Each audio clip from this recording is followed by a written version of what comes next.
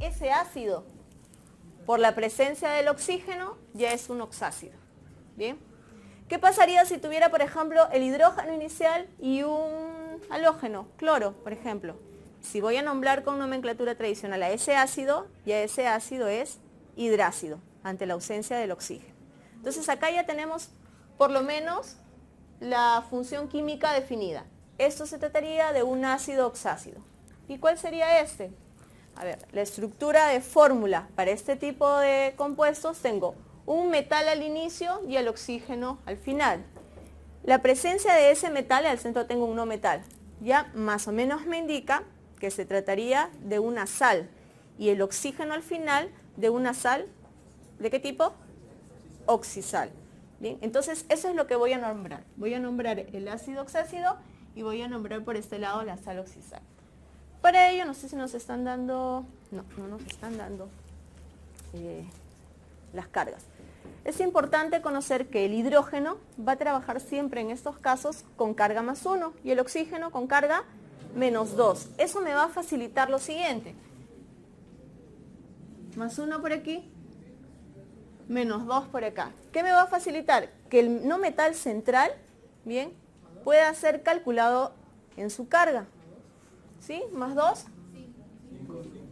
¿Cómo así? ¿Cómo es que voy a sacar la carga? Porque yo sé que todo el compuesto tiene la tendencia a 0. Es un compuesto químico, no puede estar cargado. Entonces, 3 por más 1, más 3. 4 por menos 2, menos 8. ¿Qué número me falta entonces para poder tener 0 a todo el compuesto en carga? Más 5. Bien. ¿Por qué necesito conocer la carga? Porque en base a la carga voy a dar voy a dar el nombre en el caso de Stock, en el caso de la nomenclatura tradicional, en el caso de la nomenclatura UPOC sistemática. ¿Bien? Ya tengo el nombre de la función. El nombre de la función es lo que siempre va al inicio. Entonces aquí tendría ácido. ¿Bien? ¿Con cuántas cargas trabaja fósforo? 3. ¿Cuáles son esas 3 cargas? 1, 3 y 5. Según la nomenclatura tradicional, ¿cómo es que tendría que nombrar si las cargas son 1, 3, 5? La más baja siempre es hipo, oso, cuando tengo 3 cargas. La del centro, oso, y la última, la más alta, ico.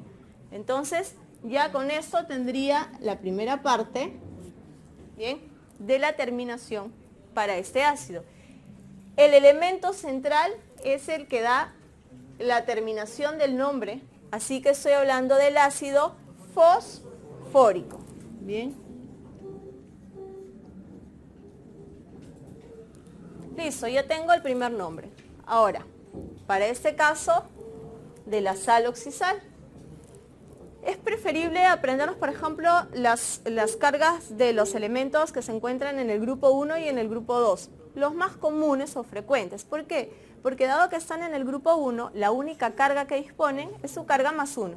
Y los que están en el grupo 2, la única carga que disponen es de la carga más 2. Entonces, me va a ser mucho más fácil poder hallar la carga central del elemento en este caso. ¿Por qué? Porque entonces yo sé que el oxígeno siempre va a trabajar con menos 2 en esta estructura y en el caso de sodio con más 1. Eso me permite hallar la carga central del nitrógeno, que será en este caso más, ¿por qué 4? Más 5, porque voy a llevar todo a 0.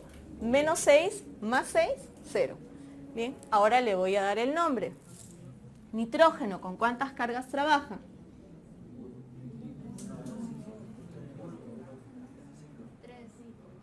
Con 3, con 5 y con 1, 1, 3 y 5. Se habrán dado cuenta que el nitrógeno también es un caso bastante especial, porque hay algunos casos que sus cargas, que trabaja con cargas incluso para determinados compuestos, porque por ahí también tengo una carga más 2, que no la suelo utilizar cuando voy a hacer justamente este análisis de carga. Bien, entonces vamos a trabajar para el nitrógeno, ¿con qué cargas? Por ahí les escuché. Con la carga 3, 5, también, vamos a encontrar también 2 vamos a encontrar también 4. Vamos a trabajar con 1, 3 y 5. Bien. La más baja.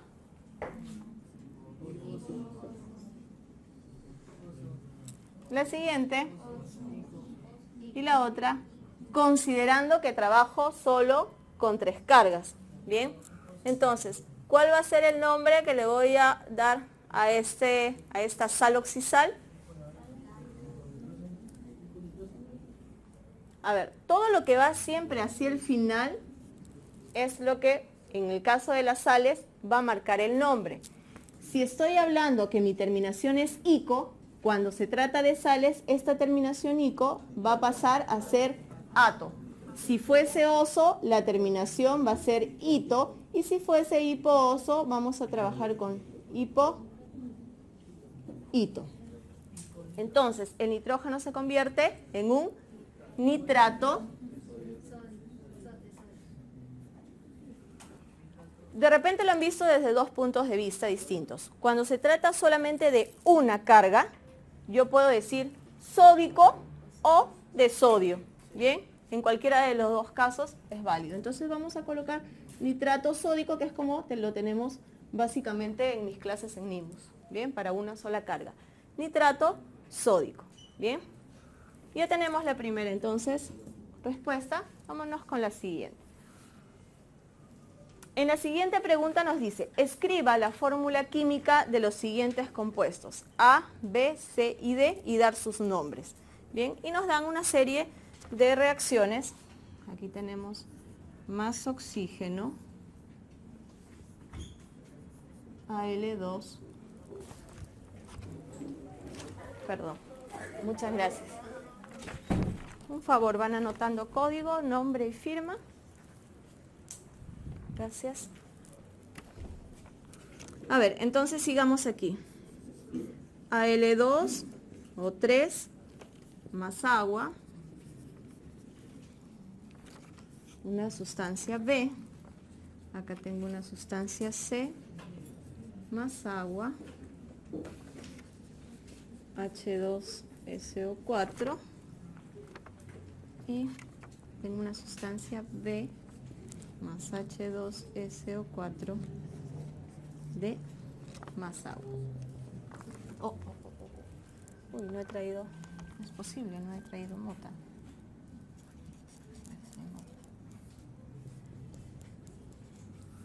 ¿Cómo vamos a trabajar en este caso? Tenemos que estructurar, bien, las fórmulas correspondientes en base a las reacciones químicas que me permiten hallar una función química. Bien, cuando hablamos de funciones químicas, hablamos de óxidos básicos, óxidos ácidos o anhidridos, sal oxisal, sal aloidea. ¿Qué más tenemos? Ácido oxácido, ácido hidrácido, hidruro metálico, etc. Bien, entonces en base a eso vamos a trabajar. En el primer caso, nos están pidiendo encontrar A. Perdón, me estoy olvidando aquí. Listo. Ante la presencia de oxígeno, definitivamente se va a formar un óxido, pero dependiendo de quién lo acompañe, el óxido será ácido o básico. En este caso, lo está acompañando el aluminio, y el aluminio es un metal. Por lo tanto, este óxido que voy a formar, el metal con el que voy a formar el óxido, ¿será cuál? El aluminio. Bien. Entonces, aluminio más oxígeno, el óxido básico correspondiente. Ahora, todavía no los vamos a nombrar.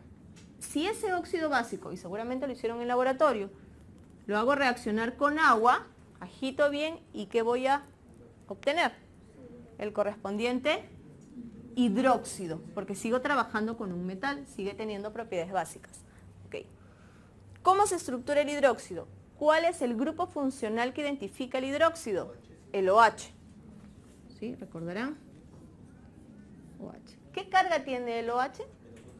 -1, que obviamente sale por la diferencia de carga menos 2 más 1. Bien.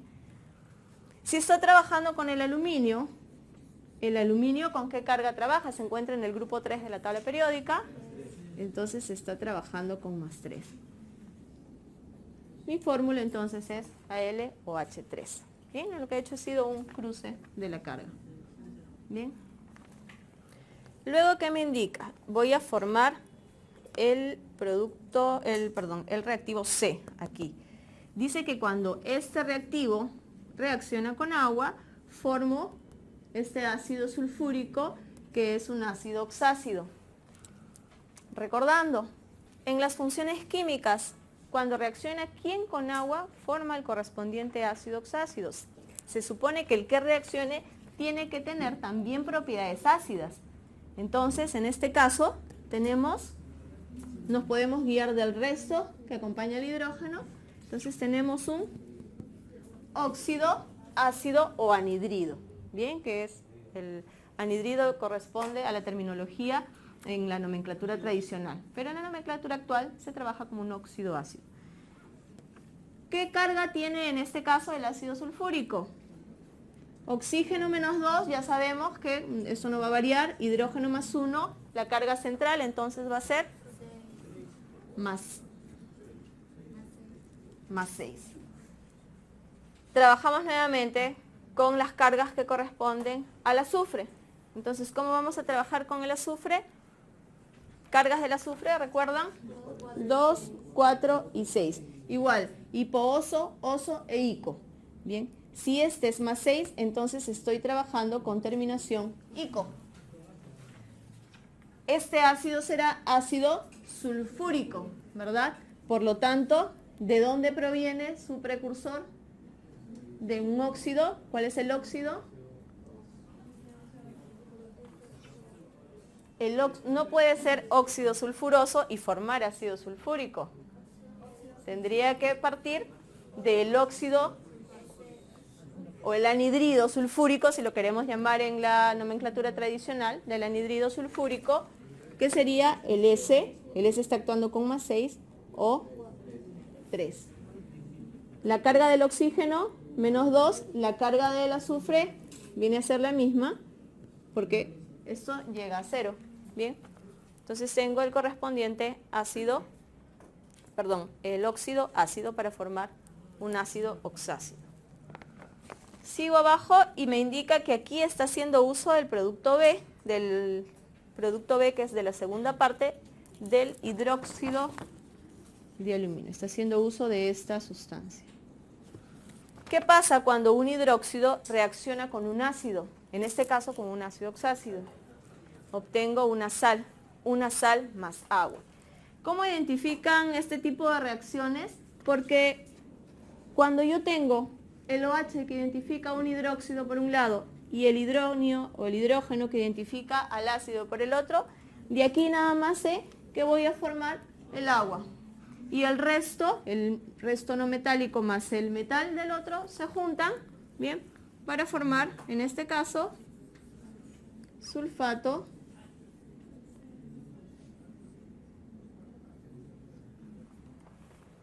alumínico. Bien. ¿Qué más nos están pidiendo? Creo que nos están pidiendo también que tenemos que dar sus nombres. Aquí tenemos el metal, aluminio, en este caso es metal. Aquí puedo hacer uso de cualquier nomenclatura, siempre y cuando respete las reglas para esa nomenclatura. ¿Cuáles son las nomenclaturas que disponemos para trabajar? La nomenclatura tradicional, que es aquella de antaño que viene con los nombres que corresponden a los mismos metales y que las terminaciones en base a carga, ya lo hemos visto, vienen desde hipooso, oso, ico y la mayor cuando tengo 4 cargas, hiper, ico. Bien. ¿Tengo que otra nomenclatura? La nomenclatura Stock. ¿Qué hace la nomenclatura Stock? La nomenclatura Stock toma en cuenta la carga del elemento entre paréntesis y en números romanos y el nombre del elemento tal cual. Bien. Recuerden que siempre inicio con el nombre de la función. Y finalmente tengo la otra nomenclatura, que es la formal, que es aquella que la UPAC nos indica cómo debemos hacer uso de prefijos para poder indicar la cantidad de átomos en la fórmula. Creo que en las series más bajas, cuando hablamos de óxidos, de hidruros, es más fácil la nomenclatura UPAC o sistemática que se llama, ¿verdad?, que las otras nomenclaturas de repente. Pero ya cuando entramos al tema de ácidos, oxácidos, de repente también en el caso de las sales, ya como que de alguna manera se nos va dificultando. Pero por eso, ustedes cuando hagan uso de una nomenclatura, utilicen las reglas que corresponden a ella. Por ejemplo, en este caso, óxido básico, ¿cómo lo voy a nombrar? ¿Qué óxido será? Si quiero yupa, como les decía que es la más fácil, diré que es un trióxido de dialuminio. Recuerden que usamos prefijos para poder indicar la cantidad de átomos presentes en la fórmula. Bien, en este caso, ¿cómo lo nombraré? Sigamos con yupa, se nos hace más fácil de repente. Tenemos un trihidróxido. Tengo un solo aluminio, así que de aluminio.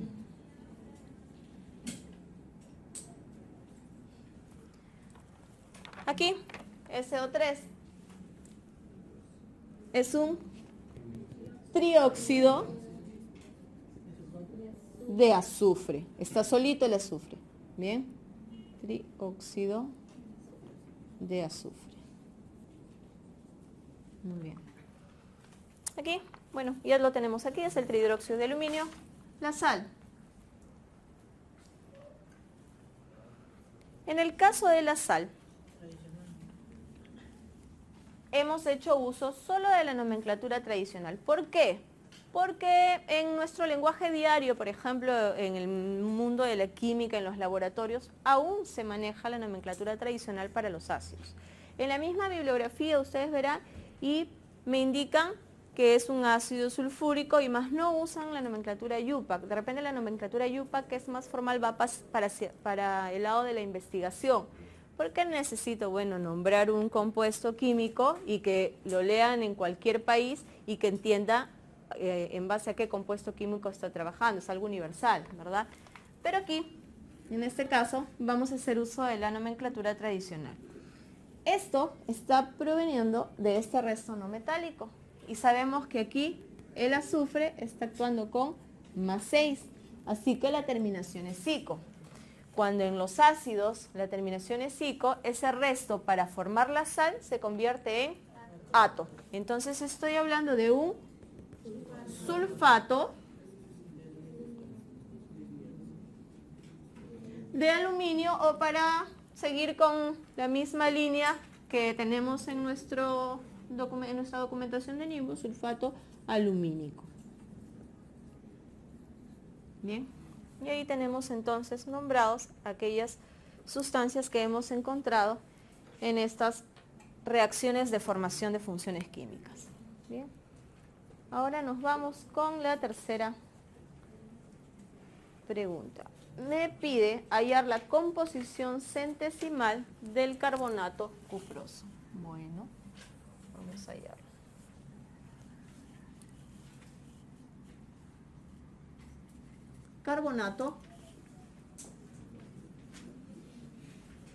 Carbonato cuproso. Si quiero hallar la composición centesimal, ¿a qué me estoy refiriendo? Su mismo nombre me indica lo que es, ¿no? Composición centesimal, composición porcentual. Voy a trabajar con porcentajes, ¿en base a qué? En base a un 100%. Es decir, todo el carbonato cuproso en masa equivale a un 100%. Y si me hablan de composición, necesito entonces tener qué átomos están implicados en la fórmula para poder saber cuánto porcentaje corresponde de ese 100%. Así que tendríamos primero que hallar la fórmula del carbonato. Bien. El carbonato proviene del ácido carbónico, donde el carbono está actuando con qué carga. A ver, vamos a ver. Me están diciendo carbonato cuproso, eso quiere decir que mi estructura de fórmula va primero el metal, luego al final tiene que ir el oxígeno y al centro el que me marca el nombre, que es el carbono. Bien.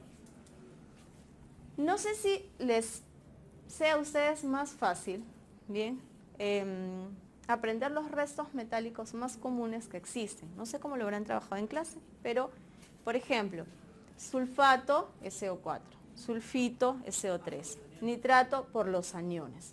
Bien, entonces, con el anión me va a ser mucho más fácil estructurar mi fórmula. ¿Bien? De repente el hecho de ver cada uno de los átomos por separado va a presentar una cierta dificultad, a no ser que tengan mucho más práctica en ello. ¿Bien? Pero aquí, por ejemplo, estoy hablando del carbonato cuproso. El carbonato es CO3. El resto carbonato trabaja con carga -2. Por lo tanto, el cobre en este caso está actuando con ¿qué carga? +2. ¿Por qué? Porque todo tiende a ser neutro. En esa base, las cargas en realidad es solamente para establecer si es correcta la fórmula, pero sobre esta base me interesa que tengo un cobre, un carbono y 3 oxígenos. Y la suma de todo ello en masa equivale al 100%. Entonces, si aquí tengo un cobre, ¿cuánto es su masa atómica? 63,5. Bien. Tengo un carbono, su masa 12. Y tengo oxígeno, 3 oxígenos, cuya masa es 16. Entonces, ¿qué es lo que voy a hacer? La suma de todo esto me tiene, bueno, el valor numérico que me dé obviamente va a tener que estar en función al 100%. ¿Sí?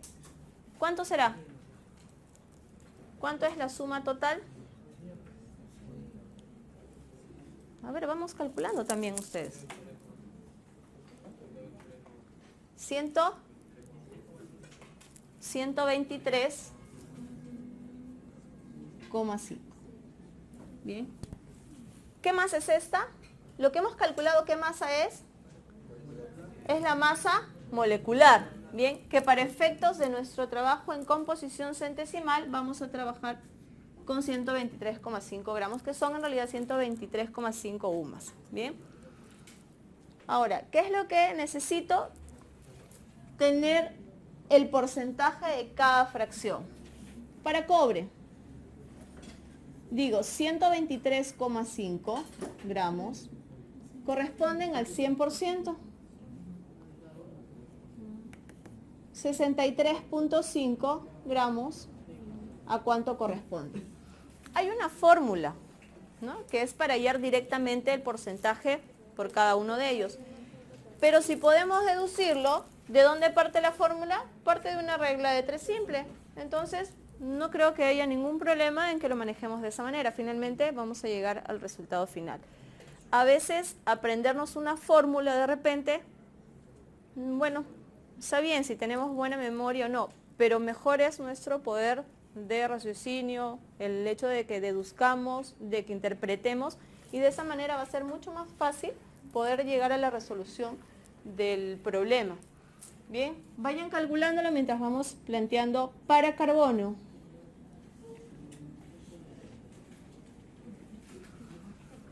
Igual, si 123,5 gramos equivale al 100%, para carbono, que es solamente 12 gramos, ¿a cuánto corresponderá?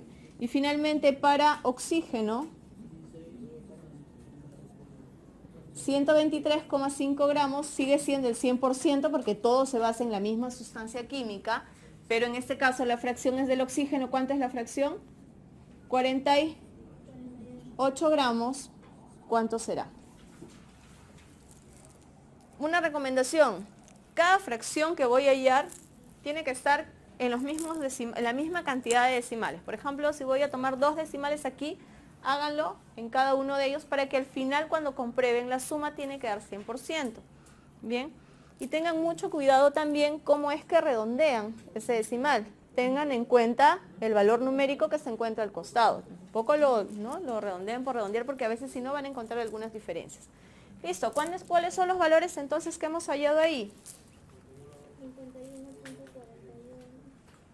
En el primero, 51,41%. En el siguiente, ¿cuánto? No los escucho. ¿cuánto? 9. 9.71%. Y en el caso del oxígeno, 38.86%. Bien. ¿Sí? La suma de todo ello me da 100%. Compruebo, se supone que si en todo me he basado del 100%, mis fracciones deben sumar 100%. En la segunda tenemos 9.72. Aún así todavía tenemos un déficit. ¿Sí? Es 51.42. Y por eso es que la importancia de revisar antes que esté redondeado en la cantidad correcta. ¿Bien? Porque si no, vienen los desfases. Y no porque no llegue al momento del cálculo, sino porque he tomado mal, ¿no?, el redondeo de los decimales. Ahora sí, compruebo y llego al 100%. Ahora, si solamente quieren trabajar con un decimal, pues los 3, cantidad de las 4, las 5 implicadas, trabajan con un solo decimal. ¿Bien? Entonces, esa vendría a ser la composición centesimal o porcentual del carbonato, cuproso. Y nosotros y nadie se ha dado cuenta. Cobre, por supuesto. 1 y 2. Hubiéramos empezado por yo de frente, me dio el carbonato cúprico. Y ahora todo está mal, entonces vamos a cambiarle para no tener que cambiar todo al cúprico. Listo, solucionado el asunto. Bueno, suele pasar. Oso e ico. Cambiamos el nombre, carbonato cúprico. Bien.